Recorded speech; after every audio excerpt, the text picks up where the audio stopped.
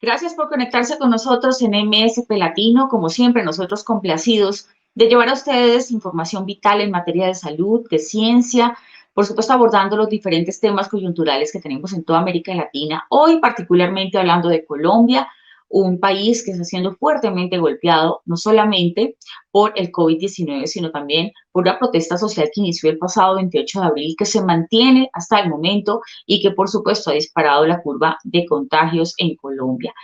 La vacunación sigue avanzando pues a pasos lentos, para poder tratar de inmunizar a toda la población. Sin embargo, ha sido un poco complejo debido a todo lo que está sucediendo en el país y, por supuesto, el profesional de la salud, el médico, que está constantemente enfrentándose a los diferentes casos de contagio que llegan a las clínicas, los hospitales que están abarrotados. Ya no hay camas suficientes para atender a las personas que llegan enfermas de COVID y tampoco de otras patologías. Está muy compleja la atención en salud y justamente todo esto tiene que ver también con la forma en la que ha llegado esta enfermedad al mundo entero.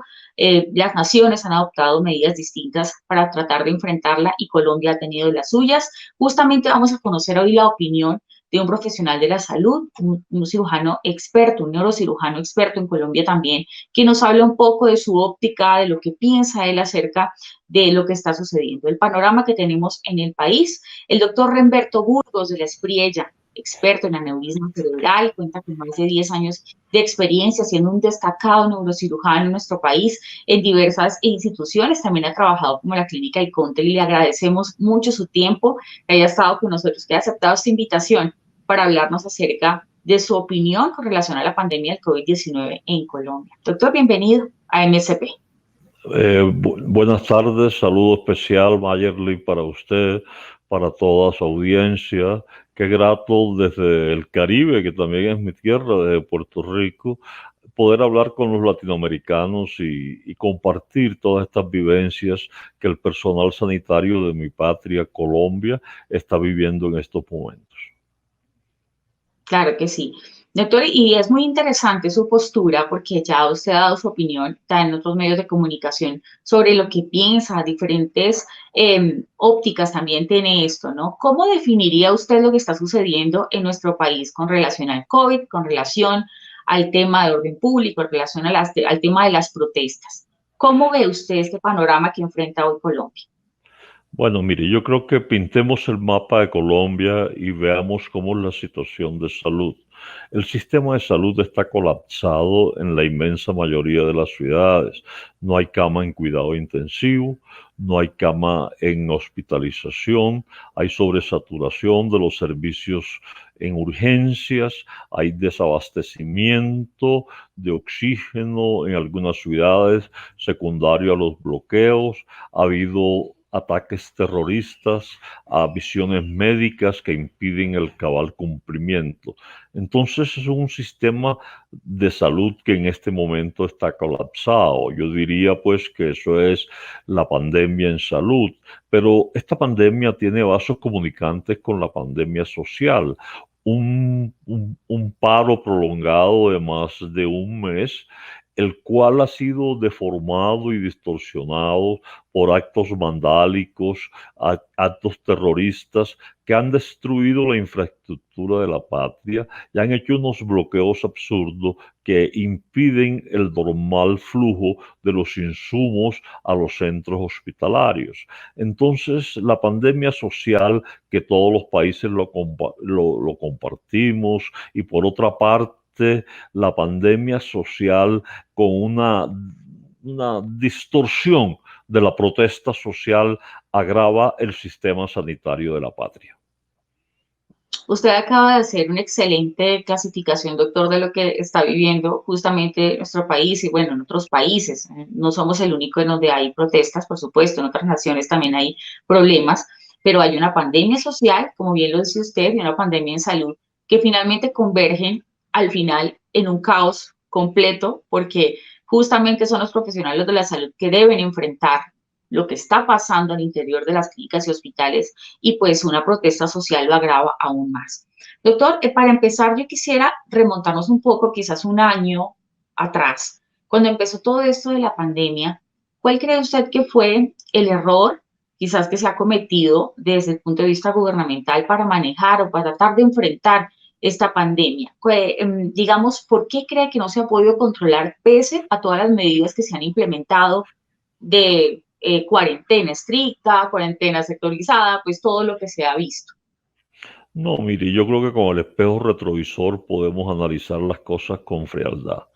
Yo creo que lo primero que hizo el gobierno fue hacer un confinamiento obligatorio para disminuir la rata de contagio. Todos nosotros aplaudimos eso y todos nos sometimos con disciplina a cumplirlo. En la medida que el tiempo iba pasando, pues la disciplina se fue relajando. Entonces ya no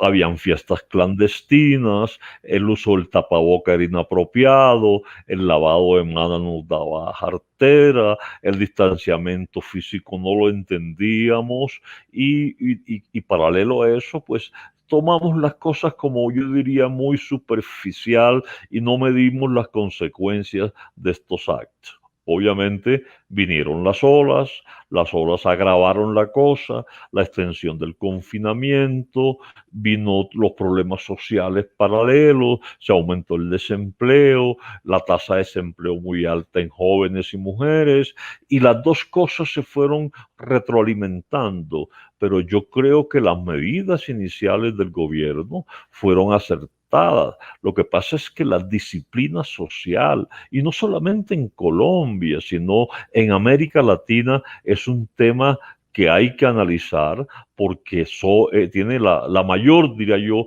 responsabilidad. Es decir, uno decía el año pasado, ¿cómo es posible que haya fiestas clandestinas? ¿Cómo es posible que se violen los aforos? Eso no puede ser. Y eso fue disparando las tasas de contagio,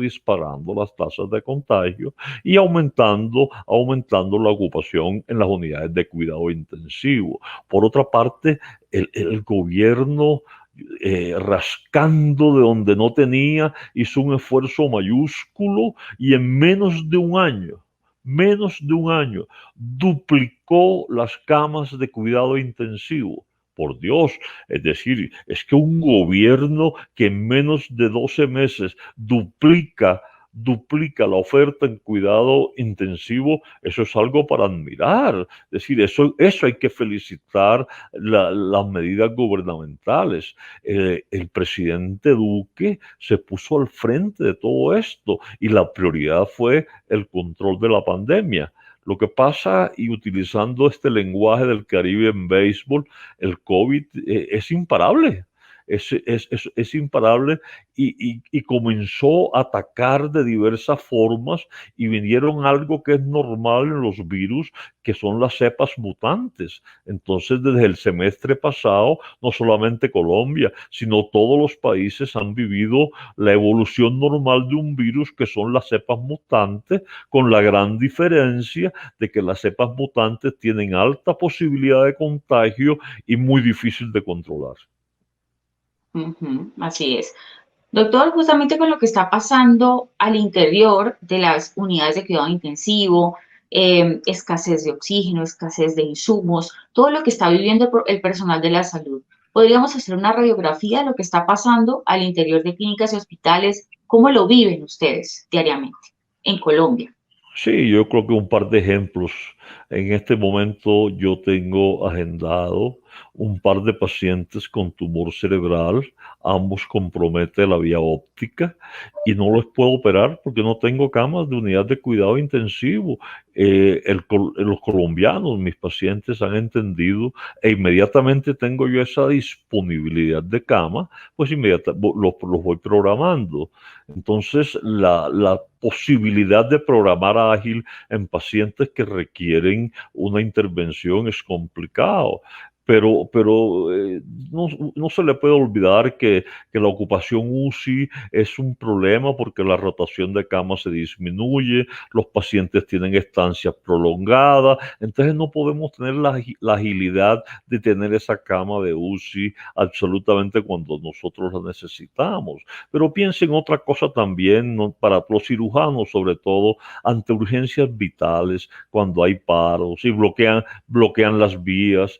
Hombre, nos toca dar unas vueltas horrorosas que es un consumo de adrenalina para llegar puntual ante una urgencia vital. Entonces, ¿qué pasa? Que el sentido básico de los derechos fundamentales, que es el sentido humanitario, se va perdiendo y el cerebro lo va olvidando y eso ha deformado toda esta protesta social, incrementando el edad de los contagios, la morbilidad de los pacientes, etcétera. Se está llegando al punto, quizás, doctor, y se lo pregunto, porque usted es un neurocirujano, es un profesional de la salud que ha estado pues al frente de todo esto también, muchas veces, de decir quién necesita realmente urgente una UCI y quién no, llegar a Sí, ese punto. sí, no, ya estamos en eso, ya estamos en eso. Es lo que en medicina se denomina Vaya. triage, triage ético. Entonces, cuando hay una sola cama y hay 20 o 25 pacientes esperando, pues hombre, hay que tomar una decisión y ágilmente definir por quién paciente o qué paciente se lucha, en donde quién tiene la mayor posibilidad de volver pronto, de recuperarlo, que tenga un gran valor social, una serie de factores. Y mira, esto consume mucho al médico. O sea, nuestro juramento hipocrático es para salvar pacientes, para ayudar pacientes, para retornar a la sociedad a los individuos enfermos, pero bajo ninguna circunstancia, en ninguna parte del mundo, el médico está formado para decir quién vive y quién no vive. Entonces eso mina la resistencia del médico y eso es lo que nosotros le hemos pedido a estos señores coordinadores del paro, que por favor, o sea, ante todo la vida humana y la dignidad del colombiano, y que este tipo de situaciones lo que hacen es un caldo de cultivo que en este momento tiene a Colombia mirando el precipicio. Ujú. Doctor, hablemos de la escasez de oxígeno. ¿Cómo están haciendo en este momento los profesionales de la salud para obtener ese oxígeno? El llamado que están haciendo ustedes también para que pues permitan el paso, no sigan bloqueando vías y que puedan ustedes acceder a esos suministros para atender a los pacientes. Bueno, mire, en términos generales, en las capitales, yo diría que las clínicas tienen en este momento suministro de oxígeno, pero no tenemos la habitual reserva. Lejos de la capital es mucho más complicado, pero es que aquí se habla de corredores humanitarios.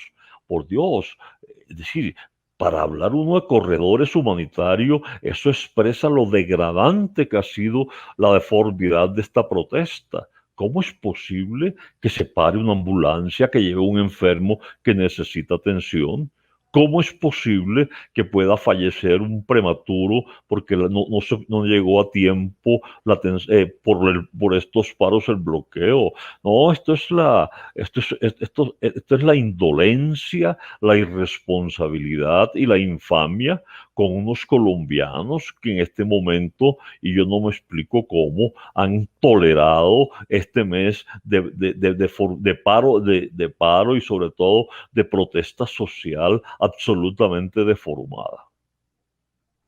Eh, hay un dicho muy cierto que dice que mis derechos terminan donde comienzan los del otro, ¿verdad? Doctor, justamente hablando de la protesta social, que usted lo mencionó muy bien, protestas, pandemia social. Hablando de este tema, ¿qué piensa usted sobre lo que está ocurriendo con el paro nacional? Por supuesto, los ciudadanos tienen un derecho a la protesta, pero también sería quizás irresponsable en este momento en el que estamos atravesando un panorama de salud desalentador en Colombia, convocar a más y más protestas. ¿Cómo lo ve usted? Bueno, mire, yo empezaría diciendo que yo soy un demócrata. Yo creo que la protesta social es un derecho ciudadano y lo he dicho públicamente, yo sería el primero en marchar en una protesta pacífica para que los hospitales recibieran sus deudas a tiempo y pudieran funcionar, para que el personal sanitario que me acompaña, los médicos, las enfermeras, las radiólogas, todo el mundo tenga una escala salarial justo, que la meritocracia en salud sea algo absolutamente constante. Esa es la protesta en la cual yo participaría y estaría de primero. Pero en la que yo no puedo protestar es la que destruye las fuentes de empleo, la que destruye los alimentos para los animales que alimentan a los colombianos, además. Es decir, en un país que tiene tanta desnutrición, derramar la leche, eso parte el alma. Es decir, que haya que sacrificar miles de pollitos, creo que 400.000, porque no reciben el concentrado. Es decir, es denigrar, por Dios, un derecho ciudadano tan importante como la protesta social y convertirlo en actos de vandalismo y terrorismo. Esa es la que yo critico, esa es la que yo resiento y esa es la que los colombianos no podemos aceptar, y es la hora que debemos decir, basta ya. Vamos a hacer un nuevo contrato social, vamos a reconstruir esta patria, pero por favor, vamos a respetar nuestros derechos, pero vamos a cumplir también con nuestros deberes. Quizás, doctor, le pregunto nuevamente con el tema de los contagios, esta protesta, estos bloqueos, estas aglomeraciones, muchas personas van a protestar quizás sin las medidas de bioseguridad. Esto está provocando, desde su punto de vista, pues que se haga este pico tan alto, tan complejo de controlar, porque los casos son exponenciales, los muertos. Recientemente, ayer tuvimos récord nuevamente de muertes. ¿Qué Sí, piensa que quizás se está haciendo de no, manera desorganizada? mire, yo les decía en estos días, les decía, hombre, aquí estos señores representantes de los colombianos, yo no sé cómo los eligieron, que están en la mesa de conversación de la cual se levantan, van a hacer un revolcón epidemiológico por su insensatez. La ola 3 se va a convertir en 3, 4 y 5, y en vez de olas y pausa vamos a tener una meseta sostenida de más y más contacto. Entonces eso es absolutamente reprochable, es decir, el comportamiento epidemiológico de la COVID lo estamos nosotros asusando con la indisciplina social fomentada por estos actos vandálicos. Entonces, imagínense un país en donde hay que pedir un corredor humanitario, un país en donde la protesta social se convierte infiltrada por terroristas asalariados.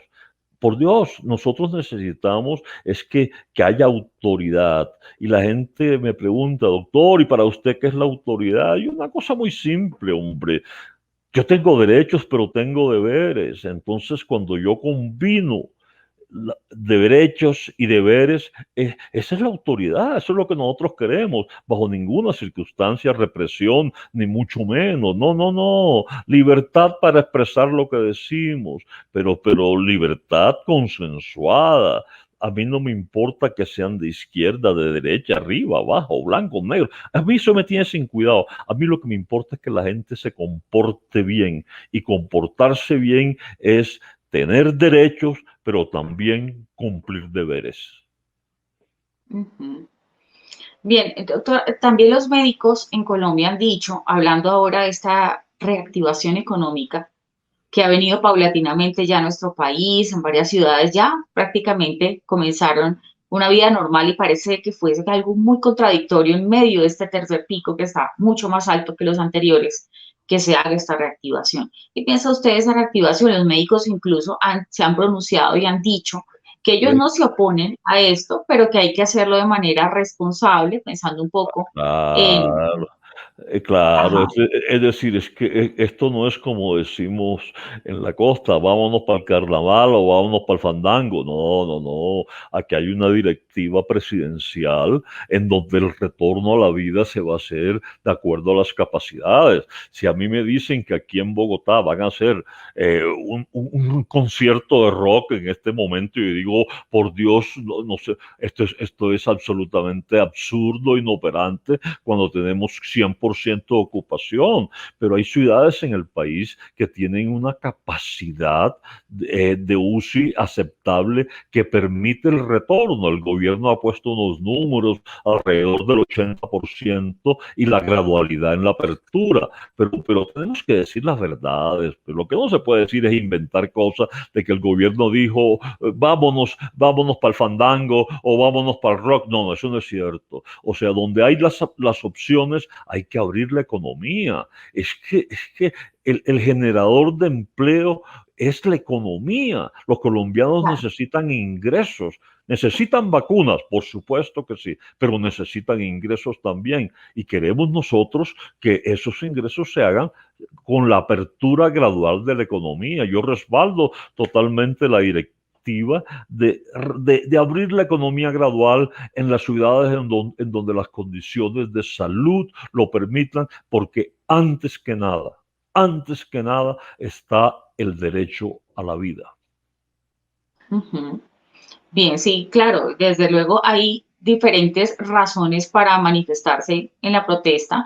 También hay sectores muy golpeados en la economía, pero ciudades, por ejemplo, como Bucaramanga, en este momento tienen un pico muy alto, ya solo quedan 4 camas UCI, y ellos están pensando en reactivar su economía a partir ya de esta semana. Entonces es un poco complejo, creo que se debe manejar con pinzas al interior de quizás de las gobernaciones y de las alcaldías de cada ciudad. Doctor, hablando bien sobre vacunación, ¿cómo ve el panorama de vacunación en Colombia? ¿Va lento? ¿Va paulatinamente? ¿Va como debe ser? Bueno, mire, yo he invitado al sector de salud de mi país que no distraigan el rector de las políticas públicas en salud, que es el ministerio. Que dejen que el ministerio haga su labor, porque nosotros llevamos o necesitamos en el año calendario llegar a la inmunidad de rebaño. Es decir, necesitamos vacunar a los colombianos para que la COVID baje su intensidad. Entonces, en este momento llevamos alrededor de 12 millones de vacunas aplicadas y casi 4 millones de colombianos con doble dosis. Es decir, estamos un poquito rezagados de los 35 millones que necesitamos. Ha habido unos colombianos que libremente han ido al exterior a vacunarse. Yo no lo reprocho. A mí me parece que lo importante es que informen para que el Ministerio de Salud le rinda lo que tenemos. Estamos haciendo unos esfuerzos como personal sanitario gigantesco. Por Dios, hace unos días vacunamos 250.000 colombianos. Es que vacunar 250.000 colombianos o puertorriqueños o nicaragüenses, eso exige un esfuerzo mayúsculo y hay que apoyarlo, porque esa es la forma de que los países se reactiven. Entonces, les decía eso, mire, establezcamos una meta prioritaria que en este año calendario consigamos la inmunidad de rebaño. Pero si me distraen, por favor, o si nos distraen al rector de las políticas públicas, que es el Ministerio de Salud, hombre, no vamos a alcanzar esa inmunidad de rebaño y vamos a estar en la cuerda floja por la COVID más tiempo de lo que nosotros anhelamos. Pienso que hay que acelerar un poquito la vacunación, pero hay que tener metas. Año calendario, inmunidad de rebaño en Colombia. Doctor, ¿por qué piensa que se está presentando quizás un aumento? Pues cada día hay más vacunados en Colombia, cada vez hay más personas inmunizadas, pero se está viendo también un alto número de personas fallecidas. ¿Por qué ese fenómeno y por qué está ocurriendo que más personas jóvenes ingresan a una UCI?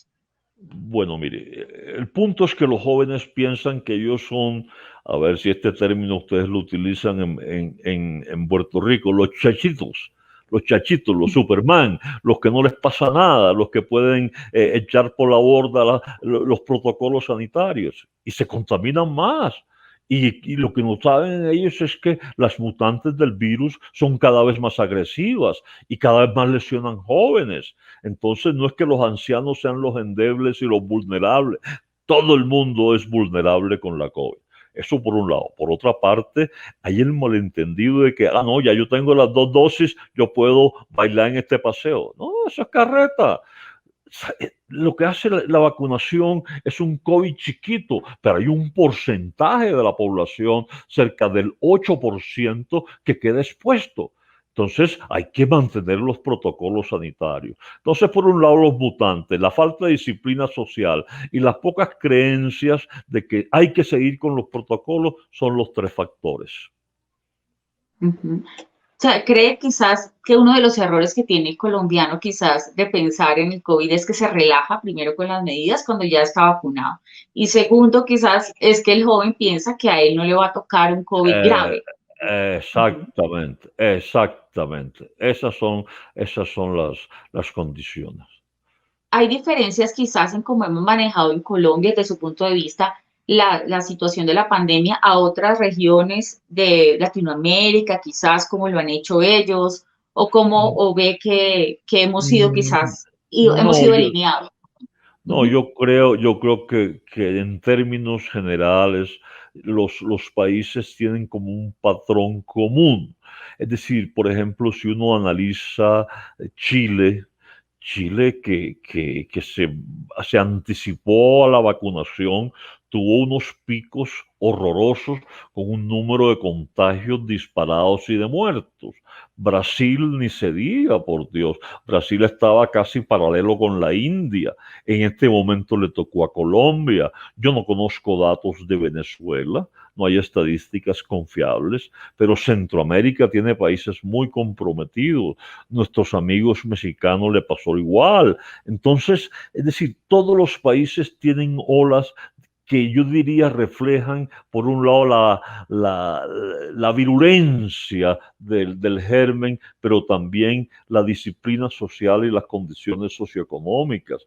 Usted tiene que cruzar, y a mí me fastidia tanto cuando clasifican a las personas por estratos, pero el número de muertos, ¿dónde se acumula? Pues hombre, en los estratos menos favorecidos, y por eso es que esta pandemia no solamente en Colombia, sino en toda América Latina, en todo el mundo, por Dios, nos tiene que obligar a hacer un nuevo contrato social que viene acumulado desde décadas y que busque solamente el camino de la equidad y que corte a todos los ciudadanos bajo el mismo rasero de la oportunidad.